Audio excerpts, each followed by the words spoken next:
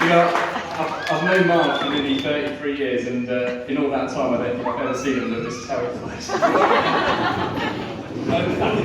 So good evening, everyone. For those who don't know me, my name is Paul, and well, I guess I'm today's best brother. I should probably explain why there's a giant television in the corner. You see, it's the job of the best man to give a speech that makes the room feel a bit uneasy for 10 minutes or so. And it's often said, isn't it, that sticks and stones can break a few bones, but words don't really do a lot, so I thought I'd try a few pictures instead.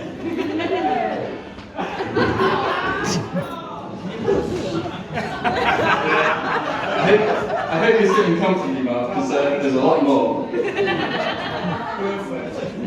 362 slides to do. I've never given a speech before, so I did look up some tips on what makes a good best man speech, and one bit of advice was to tell lots of embarrassing stories about the groom, which isn't a problem.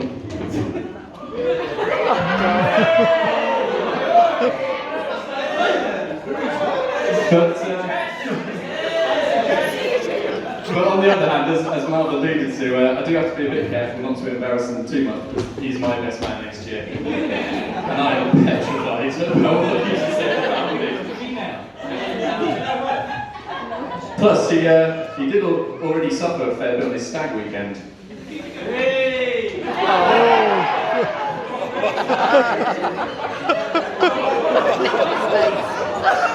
Peter's under strict instructions to leave that up for only 2 seconds. Could you rewind that, please? There is the therapy going on.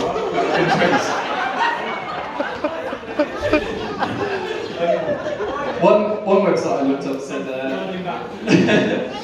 one website I looked up said an important part of a best man speech is to outline how you met the groom and how long you've known each other. So, well, I've known Mark for a little while. Ever since he was born in Colchester in August 1990.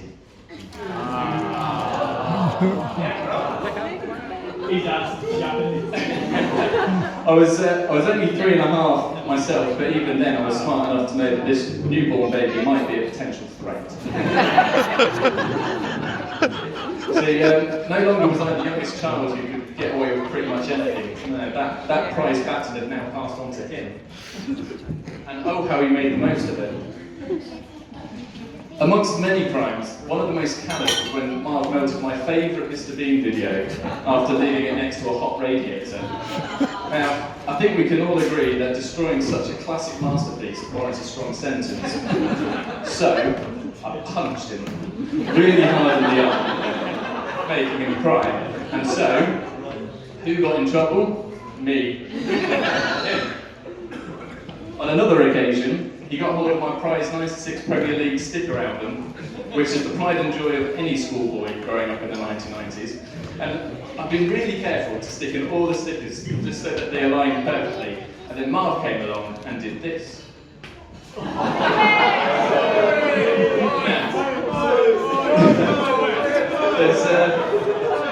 There's a couple of you in this room, I'm looking at Pete and Carl, who would agree this is no way to treat Ian Bishop.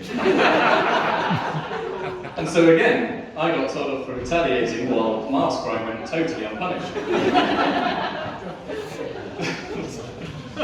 My limits were tested again when he crept into my bedroom and pinched some of the paper round money I'd been saving up to buy the latest Ipswich Town home chair. I sentenced Mark to a small dose of GBH, so again, it was me and not him who got into trouble.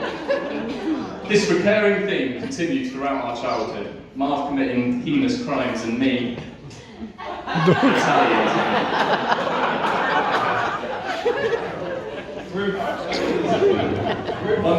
On this occasion, I threw a roller skate at his face.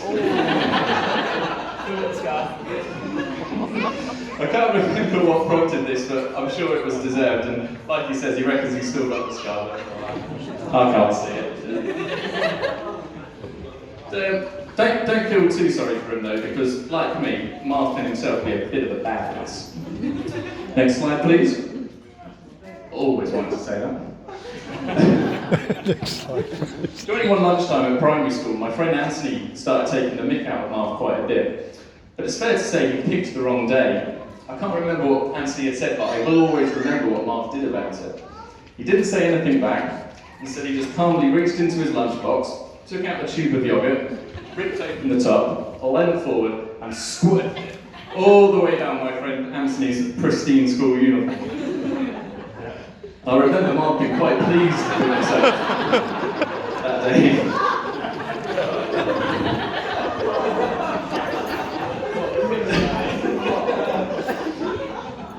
Marv maintained this rebellious nature throughout his childhood.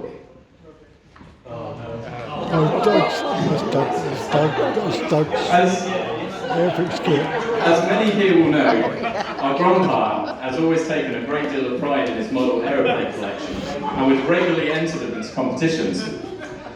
So when Marv snuck into his upstairs den and tried his hand at painting some of them, it didn't really go down too well.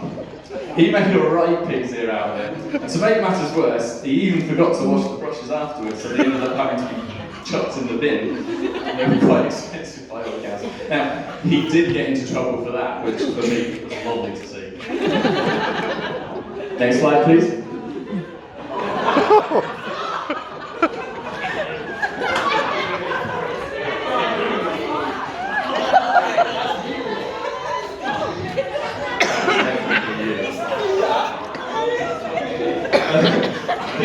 This was taken during his high school years.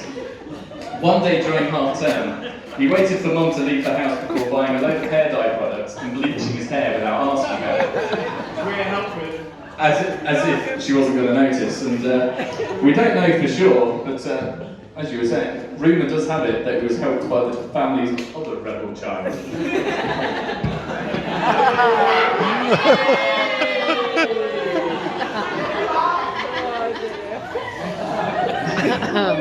These days, Marv is a bit less of a rebel, but there's still the odd story of him getting up to no good, particularly when football doesn't go his way. In 2017, Marv was playing a cup final for Willington. Now, it was a big game, and Mum and Emily had gone along, and so he really wanted to impress. Sadly, he got sent off. By all accounts, it was a harsh decision, but with no VAR back then, he suffered that lonely and humiliating walk back to the changing rooms. Now, I wasn't there, but apparently he kicked the door so hard you could hear the bang back out onto the pitch. Go on, Terry. During another football-related incident, we saw Ipswich concede 2 late goals at Bolton in a big game to only draw 2-2. Marv was somewhat peeved, and I did have to stop him confronting a couple of Bolton chaps who'd be mocking Ipswich fans afterwards. I'm sure there's 1 or 2 in this room who think I did the wrong thing in stopping him, namely Craig and Joel. But Marv isn't exactly bothered from Green Street, so I did pull him away.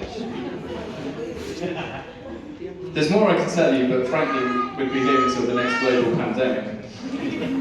Nowadays, he isn't such a naughty so-and-so. In fact, I guess you could say, he's a pretty sound guy.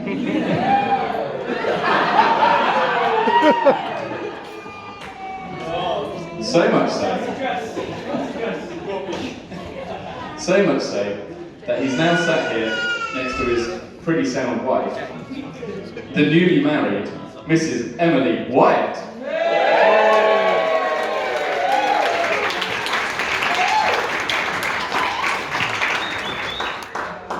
My first memory of Emily was at Mum's house, and as she and Marv had been dating for a while and things were going quite well, Marv thought he'd bring her around to meet the family. Now, I've never said this to Emily, but given Marv's previous girlfriends, I must confess, expectations were quite low.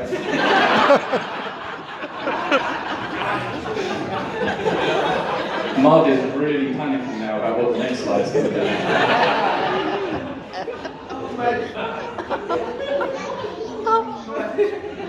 I'll play it safe, I'll stick to talking about Emily, who I'm so thrilled to officially now call my sister-in-law.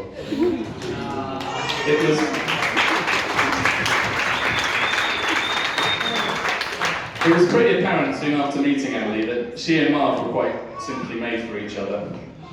But But going back to when I first met Emily, I do recall her being a bit shy and quite nervous, which does make me wonder about what Marv told her about me beforehand. Something about a roller skate, perhaps. You know, they say the key to a happy marriage is laughter, and my word did these two laugh. On a holiday in Mexico, the three of us and Nish had been to a beach party, which turned into a pretty epic balloon race.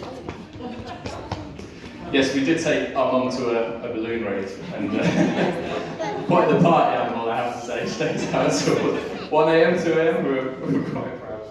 But needless to say, Emily had drunk so much that on the way back to the apartments, she couldn't walk in a straight line.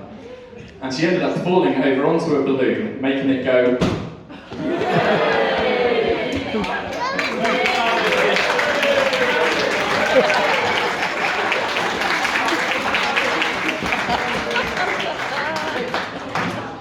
The bang was louder on the night. We're conscious there's a few people out there, we didn't want to give anyone a hand. Fortunately, Emily's knight in shining armour was on hand to help by howling with laughter. Marv, Emily, wouldn't it be great if there was a video from that night?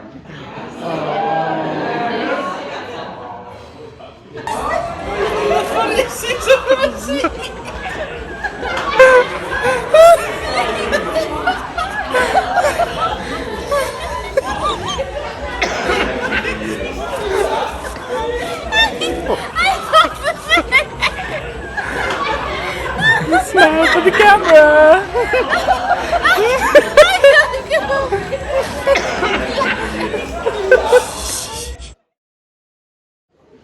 Of course, it's not just Marv and Emily we all love. You've brought Colin into our lives too.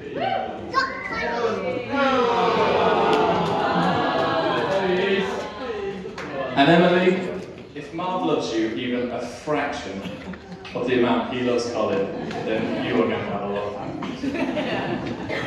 Now, Emily, Marv must have used up all his luck the day he met you, because let's face it, he's not exactly been lucky in other areas of his life. Let's consider his love of football. Marv's first team, as we heard earlier, was Liverpool. Now, over the course of the last 50 years, Liverpool have won 53 trophies. So, what better team to support?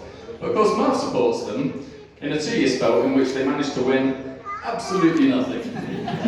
Which is kind of typical of the luck he brings his teams. And nice clothes, by the way, bro. Are you sure you're not the gay in the family?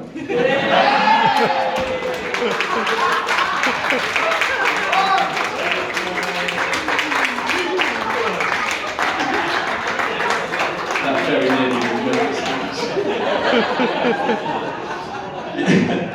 He then turned his support to Arsenal. A smart move, as they'd just won the Premier League and FA Cup. But the moment he began supporting them in 98-99, again, they won absolutely nothing. All while arch rivals Man United, well, our cousin Will tell you all about it later, should anyone be interested, I'm sure.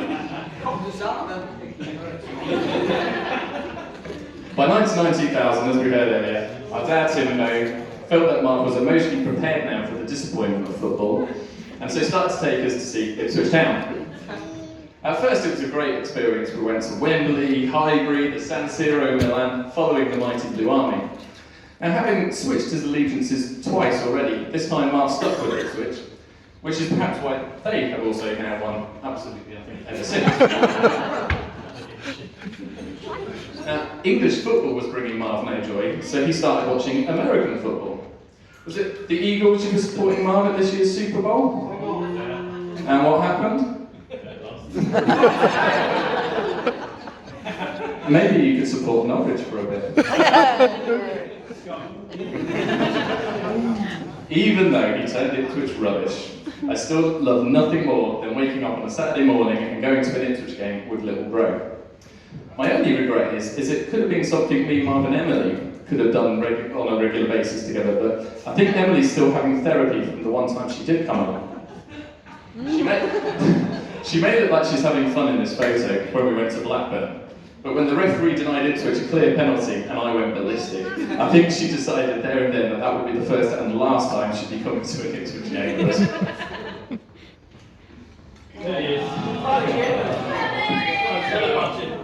I mentioned earlier that I looked up some tips for writing a best man speech, and a few websites said I should say some nice things about the group.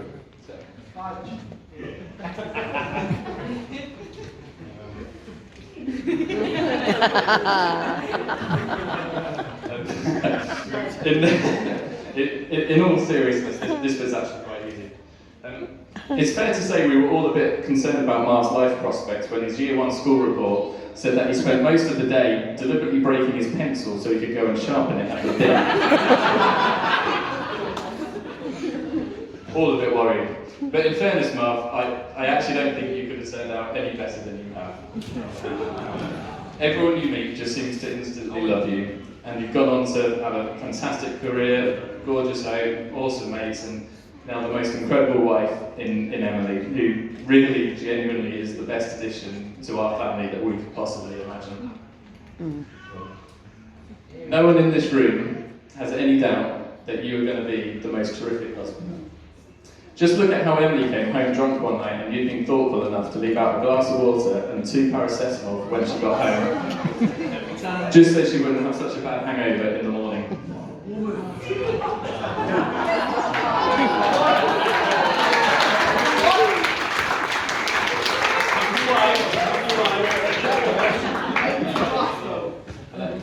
I just wanted to say, Mark, that I honestly couldn't be prouder of you, and on behalf of absolutely everyone here, I wish you, and the missus, absolutely everything you could ever want to have and more. And so, if you could all once again rise to your feet and join me in a toast to the bride and groom.